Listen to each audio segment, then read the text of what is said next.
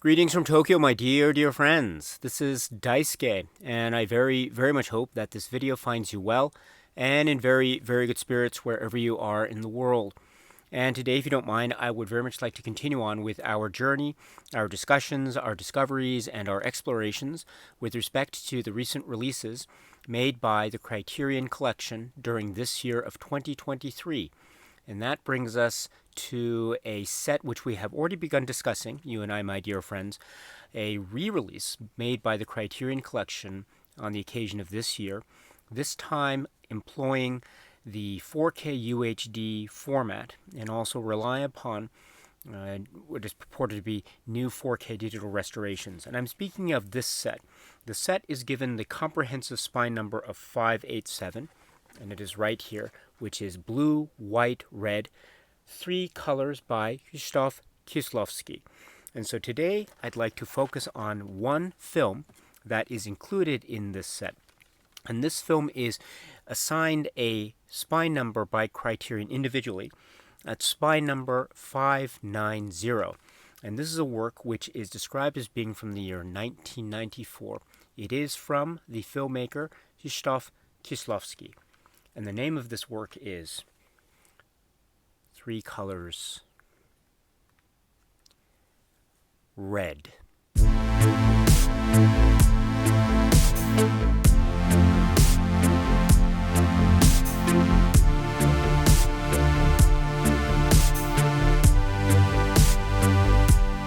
This is the work from the year 1994, and it is from the filmmaker, the director, the legendary and brilliant cinematic artist that is Krzysztof Kieślowski. And this is part of the gathering or collection of works which has been referred to or is collectively known as Trois Couleurs, or 3 Colors, or the 3 Colors trilogy. So this is one of the films in such collection, such 3 colors. And as I say, it is from 1994, from director Krzysztof Kieślowski, and it is from producer Marin Karmitz, and the screenplay is by Krzysztof Pisewicz and Krzysztof Kieślowski, and the music is by Zbigniew Preisner. And here we have the cinematography by Piotr Sobiezinski, and among its brilliant cast in this film we have Jean-Louis Trintignant and Irene Jacob. And Irene Jacob plays one of the central characters here of Valentine. And I'm, of course, speaking of this film, again, in the Trois Couleurs, 3 colors. This is the film which is rouge or red. So there is much, I think, to say about this film. This film has been celebrated the world over, as have been the other films in the 3 Colors trilogy, and indeed as have been the other works, films, and documentaries and shorts and also television work, etc., by the one, the only, the great Krzysztof Kieślowski. And here we have another example of the incredible body of work from this artist, and indeed from the many other collaborators and artists that Kieślowski has also indeed worked with. There has been so much in terms of the great contribution from these other artists that has been touched upon in some of the supplements that can be found in this Criterion box set overall, and it's one of the great strengths of this. And included in those discussions is, of course, the contributions and overall artistic landscape and the brilliant breadth and true scope of human knowledge and questioning and wondering and pondering and hoping and praying and indeed feeling excitement and disappointment and everything in between. The whole trajectory of the human landscape and the wonders and possibilities and mysteries are explored in many of Kieślowski's works, including this great film, which is Red. And I think if we were to try to focus in on the plot or story structure, we are focusing on a story set in Europe. This time we understand this is Geneva. And as I mentioned, we meet fairly early on, this young woman, Valentine, this is the Irène Jacob character. She is a young woman who is living by herself here in the city. She does seem to have certain connections in terms of the telephone call and the boyfriend who is living away. So there's a sort of long-distance relationship that seems from the very outset to be engendering its sense of tension and maybe doubts, in particular doubts from the other side of that relationship over the course of these various telephone calls that we are privy to, again, starting from the very outset of the film. That's one aspect of Valentine's life, Irène Jacob's life. She also seems to be on the cusp of type of maybe a success and a lot of whirlwind attention. She is working as a model, and she seems to be finding a certain degree of success, or does she?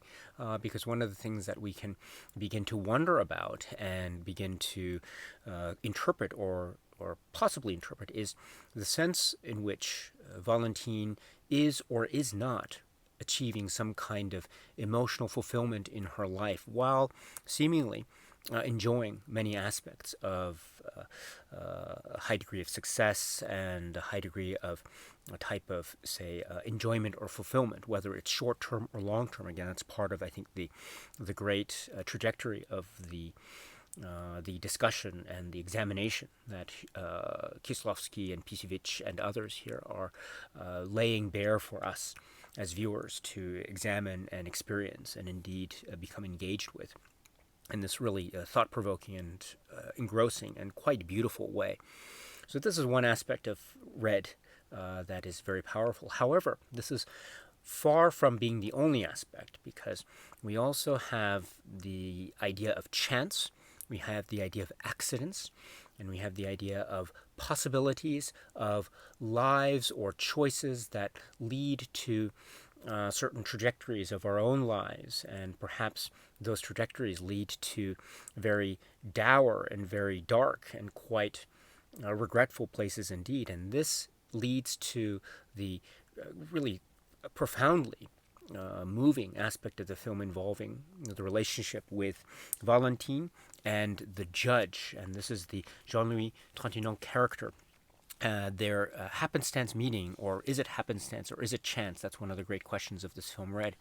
In any event, their meeting through a set of circumstances, whether on purpose or not, sets forth a set of scenarios or situations where we see seemingly two very different people from very different walks of life, arguably, from various, say, generational stances that would, on paper, show a sense of division or divide or gulf between them that would seem to be, on the one hand, to be maybe insurmountable in terms of the impossibility of creating some kind of connection between the two.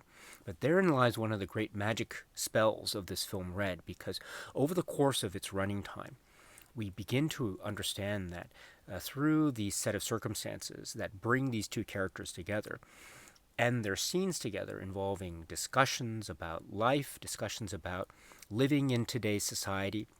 And this brings into the fore the way in which the judge seems to be very much antisocial, and subplots involving his interactions with the community around him that lead to some legal entanglements as well, that also bring into the fore his own background, his own experiences, and indeed his own livelihood and his own biographical story.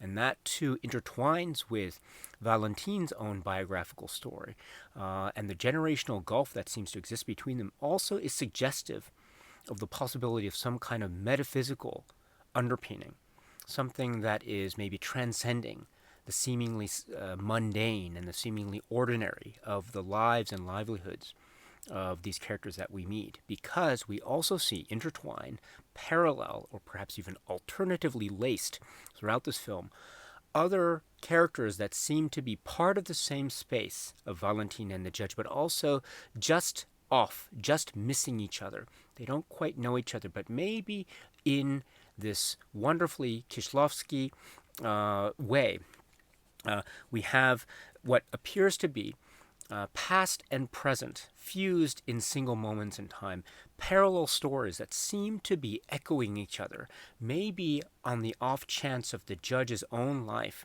perhaps being relived by other secondary characters that we as viewers are also privy to as we watch the film Red.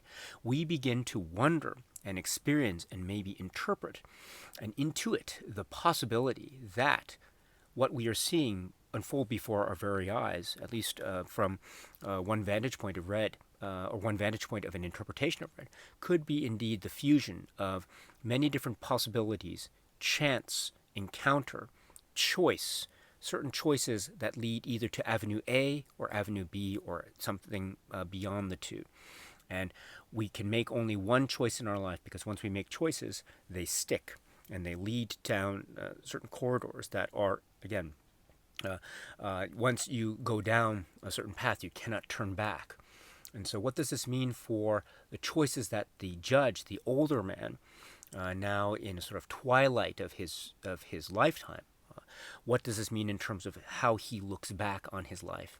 And in his interaction with Valentine, this younger woman who maybe in a certain way of thinking has her life ahead of her, and certain choices therefore are thus to be made in future tense, whereas for the judge they have been made in the past tense.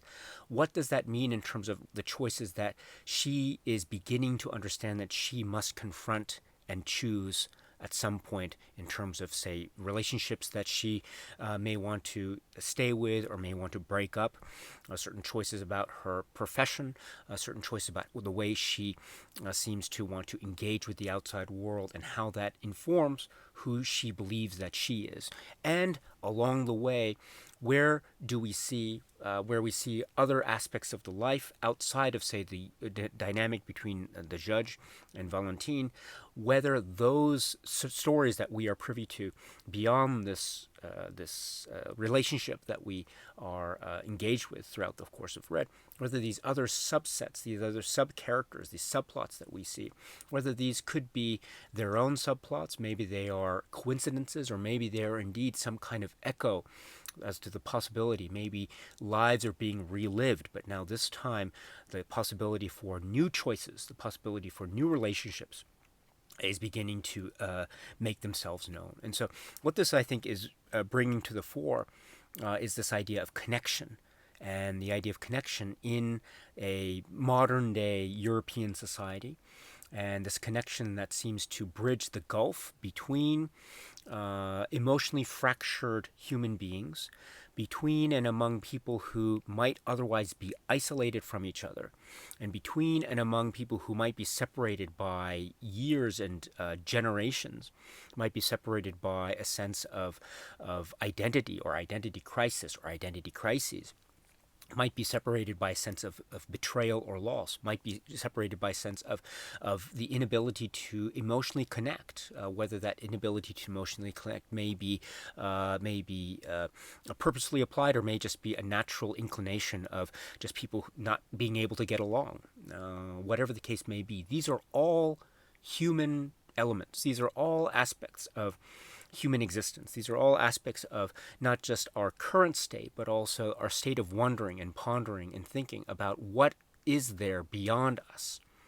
And it's all boiled down, or it's all encompassed, or it's all expressed in these many stories and subsets that we see open up before our very eyes, like rose petals in this film Red. And again, at the heart and center of this is the performances, the characters of Jean-Louis Tourneau and Irene Jacob, the judge and Valentine, respectively. And it's this focus that really brings to light a sense of, again, the potential and the risk of isolation between and among human beings, but the beauty and also on the other side of the spectrum, the potential for a type of connection, a type of unity, a type of understanding, empathy, sympathy, or indeed a sense of feeling and bonding. Another way to put that perhaps is a sense of fraternity, fraternité, and that brings also to the idea, to the table, the great conceit or leitmotif of the works of the three colors, The colors of the French flag, blue, white, red. Here, red is associated with the idea of fraternity, union, friendship, companionship, connection, empathy, understanding between others. This is a very key core concept, both on an intimate emotional level, in terms of whether we as human beings can understand other human beings, whether that be in, say, a friendship or an intimate romance, or between family members or between friends, whatever the case may be. Is it possible to make a connection with others? Sometimes it might be, but perhaps more often than not, the answer could be in the negative. That leads to a sense of deception, betrayal, disappointment, heartbreak, regret, etc., isolation, perhaps. But the opposite can also be true. And when the opposite is possible, namely when the potential for connection is possible, that can be a very glorious thing. That could also be a very frightening thing. It could also be a very mysterious and unknown thing. But it is certainly something that leads to something else. And it's also this idea of leading to something else, and this idea of possibility of connection, and this idea of thinking about what it is that exists beyond ourselves, right? What exists outside of ourselves, right? Because if the idea of fraternity or connection or empathy with someone else says anything, it says a lot about ourselves, but also it says a lot about the potential for us to think outside of ourselves, and the potential for us to have empathy and have emotional responses to things that exist outside of ourselves. And I think another way to say that is a real endeavor at showing a sense of the humane.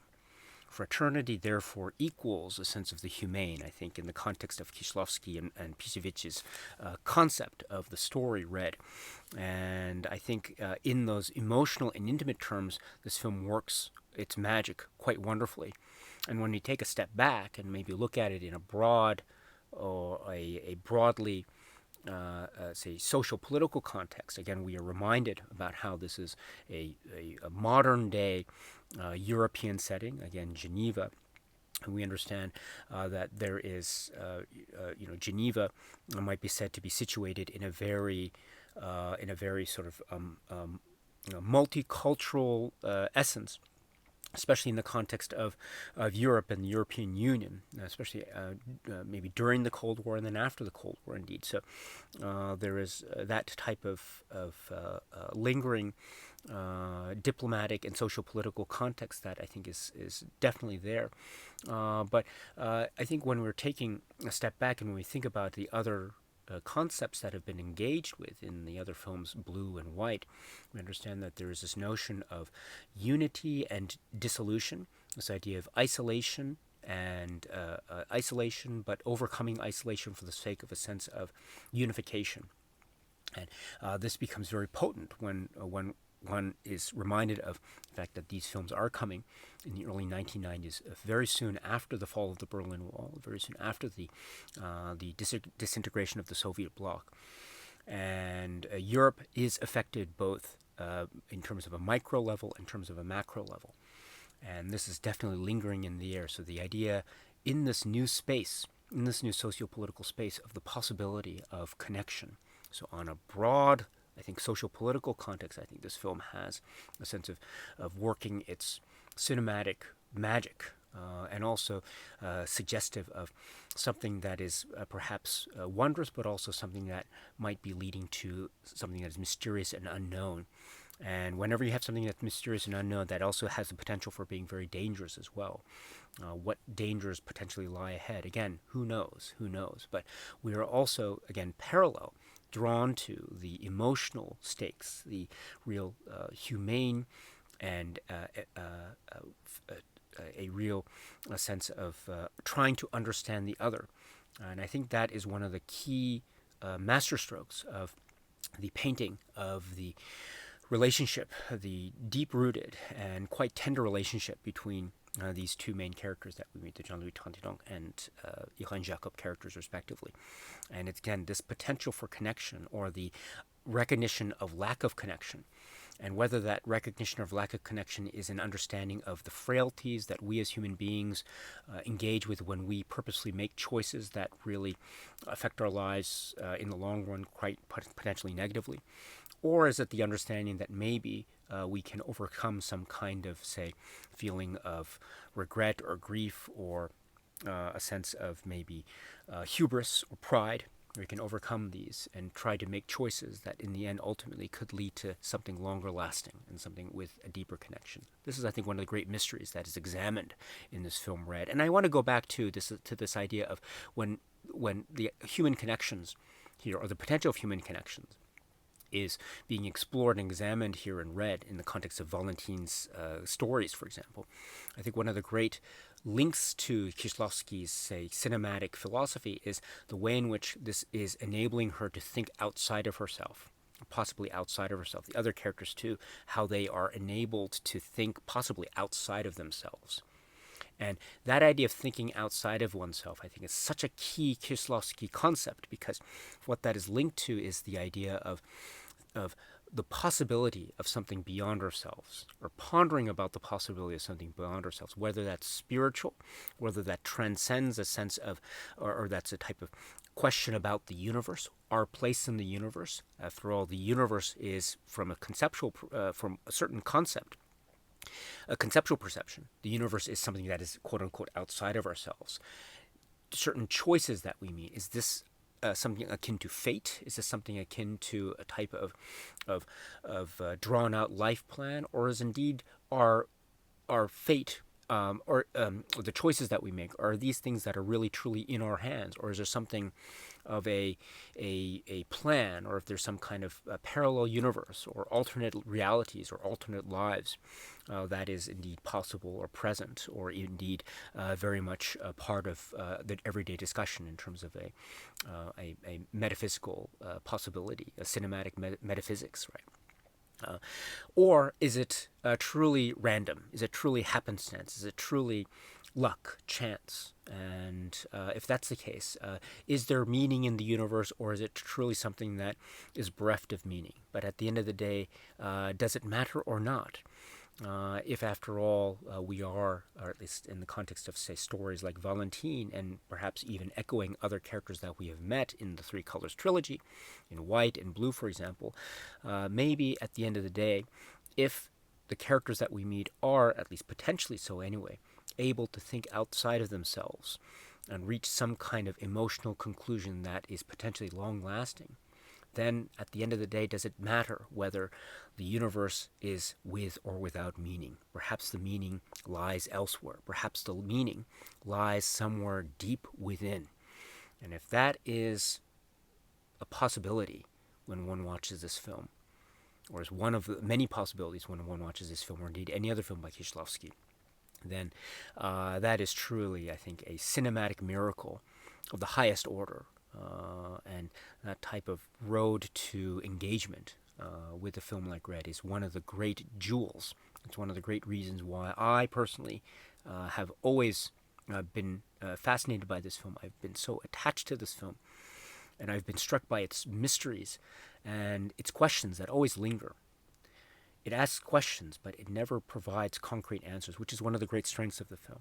It leaves room for us to, indeed, as viewers, the potential to connect with things outside of ourselves, and indeed to think about things outside of ourselves, while perhaps leading to the ultimate conclusion, which is, again, based on our own interpretation. Maybe the answer was always there within us from the very beginning.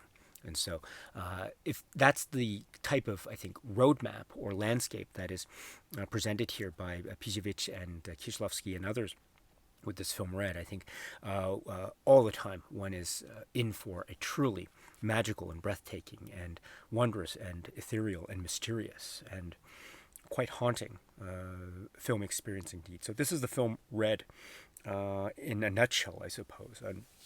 I can say also that with the idea of liberty and equality from the other films, we have, as I mentioned earlier, the concept of fraternity. And so I try to suggest that there is ways in which one can see this notion of connections or lack of connections in terms of people and the choices that are made or the choices that aren't made, depending on the case in question. And also red, rouge, there is a visual palette that exists We see the way in which red seems to be part of the background, part of the foreground. Certain props are used. It may or may not have meaning. It may or may not indicate a type of structured set of rules in the universe. It may or may not suggest a type of transcendental aspect, something that exists beyond the characters themselves, or something that's totally by chance or by coincidence. Again, it's up to you to decide. But if anything, it provides a truly stunning visual palette for many of the scenes that are staged for us as viewers to watch as we progress from beginning, middle, and end of this film, Red, as well as the other great aspects of this film that we have seen elsewhere in Kieślowski's works and his collaborations with Pisevich and others. We should mention, too, the great music, the Preisner music. It is there are many themes interwoven. There's a sense of a type of almost ethereal, inscrutable, almost unavoidable rush to a conclusion through this structure, the bolero-like structure. It also has a sense of maybe something that maybe suggests a connection with other beings in the universe, but maybe not. And maybe there is a possibility of a liveliness and almost an excitement for life, while also hinting at the shocks and scares of tragedy and deception and betrayal and loss and negativity. And so there's a whole gamut of human emotions expressed in the Preisner music, as with many of his other works that we have seen expressed throughout the Kieślowski filmography. For these and other reasons, Red has always fascinated many, many people the world over since its release. It holds, I think, a very special place in the hearts of many Kieślowski fans and admirers. Of course, it falls at a very key moment in Kieślowski's filmography, at the very end, in terms of his feature film work. It also figures in very fundamentally in the context of this core set of films, the Three Colors.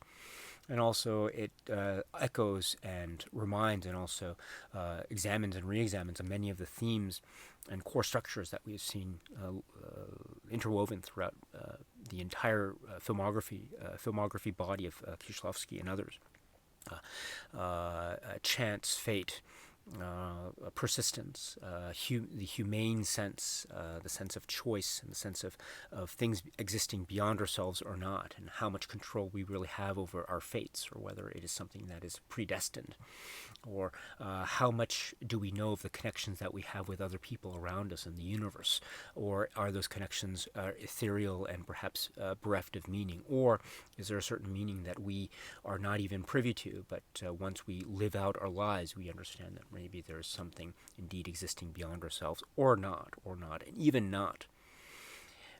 Does it really matter at the end of the day if we are still able to find some moment of emotional connection or emotional satisfaction or fruition or a sense of completeness? These and other questions, I think, have shown themselves very prominently throughout many of the works of Kieślowski, while, of course, his guiding hand of the humane and the truly respectful has always been there, and it's here in full force in this brilliant work of art, brilliant work of art, one of my favorites by Kieślowski, and what a great film this is. This is, again, the work from the Three Colors, Trois Couleurs. It is Rouge, or Red. The Criterion Collection has released this film, or re-released this film, Red, as part of the Three Colors trilogy. Again, part of this set, Three Colors, or Blue, White, Red, Three Colors by Krzysztof Kieślowski. And it is part of this set. I've taken the liberty of removing this film and also the booklet here, but it will go into this box set as part of the Blue, White, Red film collection, and it has its own sleeve right here. Now, I will talk in a separate video about aspects of the set overall, the packaging. I will also talk in that same separate video about my comments on the 4K digital restoration that is purported to be the basis of this release, this new release. A new 4K digital restoration with 5.1 DTS HD master audio soundtrack for Red. There are many comments that I'd like to make about this, because it does there are, yeah, I will save those comments for another video, so please stay tuned for that, which will hopefully follow our discussion here of red. So, and I also talk about the booklet and essays or writings, and then some concluding remarks about the set overall in a separate video. But for now, I'd like to focus in on this, the supplements that can be found for this film, Red. Now again, this is a 4K UHD plus Blu-ray combo package, which means there is the 4K UHD disc, and then there is the Blu-ray disc. And you can find the film on the 4K disc and then on the Blu-ray disc respectively. And then on the Blu-ray disc, you can find supplements. Now the supplements are indeed carried over from the previous release of this set by Criterion several years back. And so you're getting, I understand, the same set of supplements. They are great, by the way. They are very, very excellent. Very excellent indeed. Nothing wrong with having the supplements from an earlier release carried over intact in this new re-release. So it's really fantastic. Now I should point out too, like the other supplements that were found with the other films, Blue and White, if you recall, it was my view that those supplements, I think, were touching upon, of course, the individual films themselves, but also they had the potential of touching upon the Three Colors trilogy writ large. And therefore, I can say the same thing about the supplements that can be found together with the Blu-ray of Red. Namely, there are moments, and indeed a lot of them, where the supplements in or accompanying the film Red can be said to be linked specifically to the film Red. Right? I mean, that makes sense. But also, there are a lot of discussion points that relate to the Three Colors generally and as an overview. Therefore, I can safely say that it's my honest view that it might be a good idea to watch the films first, all the films in the Three Colors trilogy first, Blue, White, Red.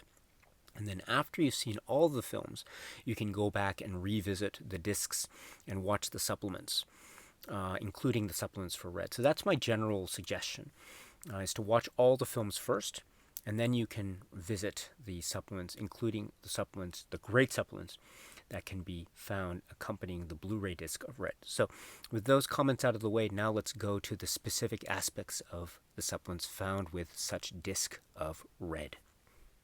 Okay, so let us talk now specifically about what can be found on the Blu-ray disc of Red in terms of the supplemental section. So first up, we have a video essay, and this is described as being from the year 2011, and it's approximately 22 minutes, and it is called On Red, and this is a video essay by film critic and expert Dennis Lim, and it focuses primarily on the work Red, although it does touch upon, make reference to, I think, other aspects of the Three Colors trilogy writ large, but its primary focus is on Red. It's good because, or it's really excellent because it does talk about this idea of the conditional mood. It talks about Geneva and this idea of Geneva as an island in the heart of Europe, which I think has a very socio-political and diplomatic suggestiveness that is very apropos, especially when one considers the social-political context in which these films are being made. Again, early 90s, the end of the Cold War, the emerging notion of unification and democracy in the former Soviet bloc, etc. So these, I think, these comments come to the fore in Dennis Lim's excellent essay here. But that's not all, because, of course, he touches upon the use of color. He touches upon the idea of motion and movement and connection. From the very outset, this idea of the fiber optic cable, how connections seem to be made between and among people over miles.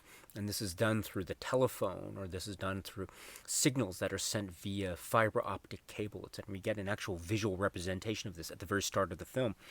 And how this idea of connections or misconnections is, and how that is, I think, enveloped in the metaphorically and indeed directly with the leitmotif of fraternity that is embodied in the red color. Again, blue, white, red as being the overall leitmotif of the trilogy. Thus, here we have red, fraternity, connection, made connections or misconnections, movement, motions, both in terms of the emerging technologies, the telephone lines, or indeed through face-to-face, human-to-human contact, etc., or any type of representation thereof. I mean, this is, again, at the very heart, I think, of Red, and Dennis Lim touches upon this very astutely and very effectively. And he does talk, too, about the character dynamics. He talks about Valentine, the judge, the voyeuristic aspects, especially of the latter character, and other quote-unquote secondary characters, the Auguste character, etc., and how there's a sense of parallelism or a sense of fate or possibilities of fate interwoven with the present. The idea of things maybe repeating themselves, or chance, happenstance, luck, randomness is maybe or maybe not so random as what one might appear, or as one might think based on appearances. So this idea too of, I love this here, the precipice of an upheaval, which I think is a very apropos concept here. Things, a sense of calmness, but also underneath there's a potential for chaos.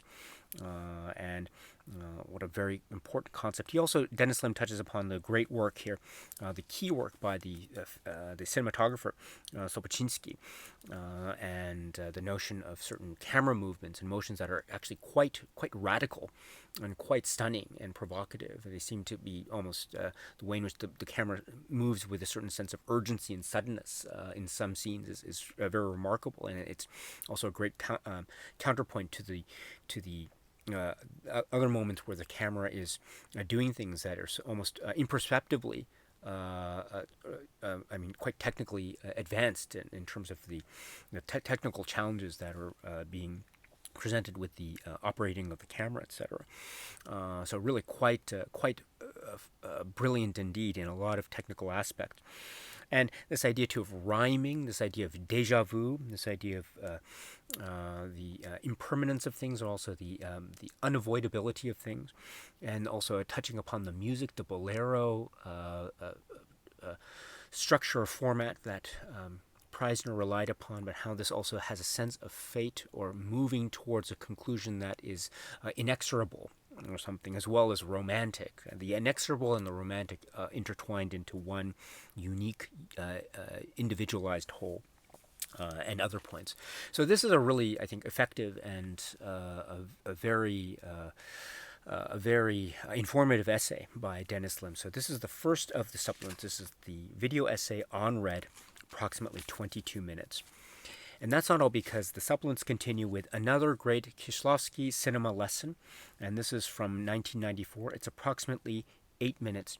And here we are talking about a scene here. Kieślowski is talking in front of an editing bed and in front of a screen, and he's talking about the significance of a certain scene in Red involving a dog, and involving a church, and involving a certain what is referred to as one of the film's earliest critical plot points, and this idea of déjà vu and the repetition of scenes, and how maybe the seemingly randomness of how this dog figures into the plot of the film really leads to a whole set of questions and a set of, say, possibilities that I think is echoing the very essence of the film in terms of chance, in terms of randomness, or perhaps something of a structured set of networking that is of a lattice work that is maybe beyond our immediate comprehension, etc.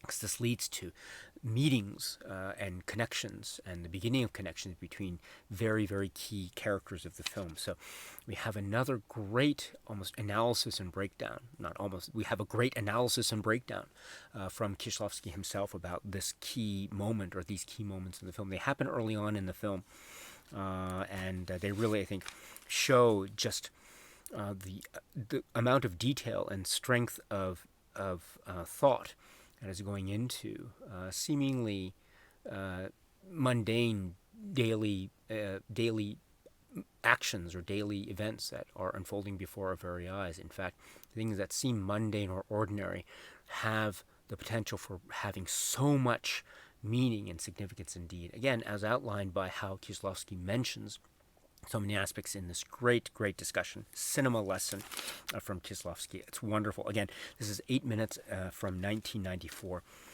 And then the supplements continue on with a one-on-one interview discussion described again from 2011. This is approximately 16 minutes, and this is with the actress Irène Jacob. And this is great. This is her discussion and talking about working with Kieślowski, meeting Krzysztof Kieślowski for the first time, and of course they have the professional relationship between Irène Jacob and Krzysztof Kieślowski occurs with this film Red. It also occurred earlier in their filmographies, respectively, with the film The Double Life of Véronique. So there is some discussion here about working with Krzysztof Kieślowski on the occasion of that film. And then Irène Jacob mentions some really, I mean, everything she mentions here is great and fascinating. For example, she talks about how, from her point of view, Red is about revolt, revolution, anger. And this is, I think, when I heard this for the first time, when I saw this interview for the first time, some time back, I was really struck by this observation by Jacob. Because to my mind, it didn't strike me immediately, initially when I watched the film Red, that it was a film about revolt and anger. But in fact, the more I watched the film upon considering the great comments by Jacob here, the more I realized that, yes, those are there as well. There's a sense of passion. There's a sense of a type of breakdown of societal mores or expectations, or there's this idea of breaking free of things, breaking free of certain chains of what's one called chains of fate. Let's put it that way, or the possibility, or maybe the recognition of the existence of such chains of fate, and therefore maybe that recognition leads to a sense of anger. Maybe it leads to a sense of emotional outburst, and maybe it's that emotional outburst or recognition or pain or fire that is needed in order to indeed initiate or become the catalyst for such breaking free of such chains of emotional restraint. So this comment from Irène Jacob about the film being about anger, revolt, is very profound, really profound indeed. So wonderful stuff. And she makes great comments here about how it could be said that maybe this film Red is some story. It could be viewed as a story about the young Krzysztof Kieślowski versus the older Krzysztof Kieślowski. And again, when we're remembering the plot of the film Red, how it is about generations and young characters in sort of young age, in early adulthood, and also characters that are later in life as well. And maybe this is a reflection of Kieślowski's own viewpoints, both in terms of as a younger man and then as an elderly man, again, from the viewpoint of Jacob, which is another great, insightful comment, because, again, it makes one wonder and ponder, again, just how much of the autobiographical is infused in many of these works, and you can't deny that possibility. And so, especially coming from Jacob, who has worked with Kieślowski in a very detailed and a very meaningful way over the course of a number of films. So another great observation from Jacob here. She also mentions to working with the director of photography, Zobaczynski, which we'll talk a little bit about later, and also working with the great Jean-Louis Trintignant. So, Trintignant has a very key role, incredibly key role, and she talks here about the physicality of the role and how that physicality of him in real life may be reflected in the physicality of the character itself, and their scenes together. That relationship between Valentine and the judge, this is in many ways the core central anchor of the film. I mean, the film could be said to be either succeeding or failing here, and the film's success, or one of the key components of the film's success, is indeed this relationship, and the relationship as forged by the great performances by Irène Jacob and Jean-Louis Trintignant, respectively. So wonderful stuff, wonderful. Incidentally, too, there is a great story that Irène Jacob mentions here about the name of her character, Valentine, and how that came to have a certain degree of significance, and how Kieślowski handled the naming of her character. It is such a cool story.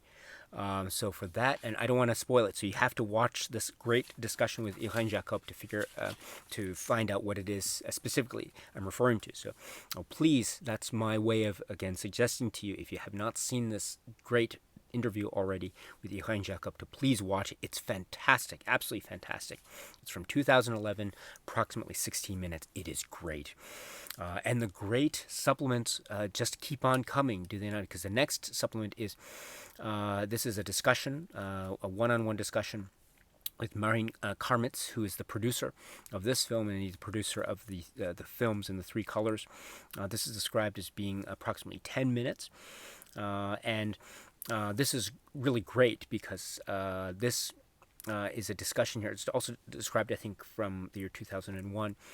He talks too about certain degrees and details of the film Red, both in terms. He talks about a scene involving bowling, and how there's a scene involving bowling and the buying of cigarettes, and glass and broken glass, and how so much, and the editing. And again, I don't want to go into too much detail for the benefit of those who have not yet seen this great film, Red. But there's a way in which Kieślowski and company are able to show so much of what has happened based on a certain set of shots and camera movements and the use of details and props. Again, saying so much with, relatively speaking, fairly little in terms of the quantity of components of the cinematic landscape, but saying everything that needs to be said within the scope of these few moments, which again shows the type of brilliance of economy, and also the cinematic traits, and also the sheer genius of Kieślowski and company, enabling to suggest certain emotional states very quickly, and through flourishes of cinema, poetry, visual poetry. Also brilliance. There's also discussion again about certain scenes, like a very complicated shot involving exteriors and apartments early on, which again seems fairly, from the surface, again from the vantage point of someone, of myself as someone watching the film, it seems to be pretty much an everyday occurrence, but it shows a certain complexity of the technical feat of the camera motion and movement, interior scenes versus exterior scenes. Also, in terms of the context of the story, the way that characters are connected with each other, but also disassociated with each other at the same time. It's all within the scope of these several seconds or minutes or so, as Karmitz is explaining. Wonderful stuff, absolutely wonderful stuff.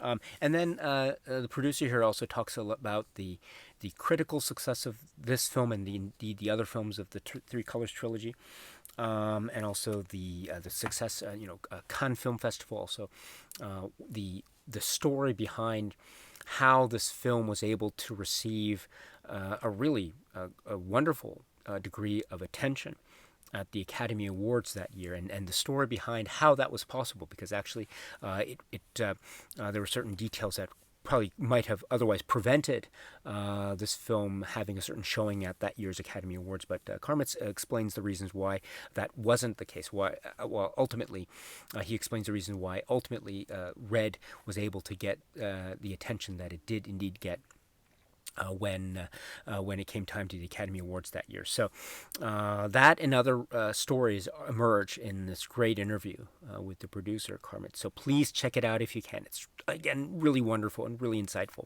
Approximately 10 minutes. And that's not all, because then we get another interview with Jacques Bita, the editor. He is the editor of Blue and also the editor of Red. And so here, and this is approximately 12 minutes, and here he speaks about, again, the editing process, again, working with Kieślowski. And for example, he speaks about how certain scenes sometimes were created within editing. And we also got a sense of this, too, in a number of the points that Kieślowski himself made in some of the cinema lessons supplements that were found with Red and the other discs in the Three Colors trilogy, but how some scenes were ultimately found in the editing room. And indeed, that part of that process was excising or deleting certain scenes or certain shots, etc. And so Vita here talks about those and other aspects. A great, fascinating discussion here with the editor. Again, editor of Blue and Red. This is approximately 12 minutes. That's not all, because then we get behind the scenes of Red. Here we have, this is 23 minutes, so we get behind the scenes, what's the phrase, fly on the wall type of supplement here, which is always very fascinating. Some scenes that are shown here, the making of the theater scene, the scene involving an apartment, photo shoots, a scene involving an advertisement in the street, and fashion shows, and also scenes involving Valentine and the judge, etc. And there's just it's really it's great, again, seeing the artists at work in supplements like this. So please check this out if you can. Approximately 23 minutes. And then the supplements continue on with Kieślowski at the Cannes Film Festival in 1994. And also other people at the Cannes Film Festival in 1994 as well. We see Trintignant and Jacob and Preisner. And we also see Kieślowski. It's great, for example, we see Kieślowski eating a meal as he's giving his interview or discussion. It's so cool. What a cool, so cool. And also we see part of his announcement, not just the great reaction that he is responding to in terms of the critical reception of Red, and it was a very popular and successful critical success. But also he mentions or there's mentioned here about how he announces that this will be his final film, and making the general reasons as to why that is. So for this and other reasons, I think, and a reminder of just how much of a success this was at the very start of its release. And of course that success has continued on ever since then. For these and other reasons, and also how this film was very significant in the context of the career, the filmography of Kieślowski as well, as exemplified by this announcement that he makes at the film festival.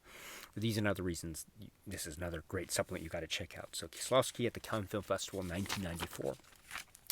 And then concluding the supplements here, we have Krzysztof Kieślowski, I'm So-So. And this is a 55-minute or so Danish television production. And here we have what could be described to be a work that is almost talking with Kieślowski, catching up with Kieślowski again, what we understand would be during the final years of his life, because he did pass away fairly early, and it was very sad and tragic. And here we have a television program, or a program that is part of his life, again, after Red and then prior to his passing as well.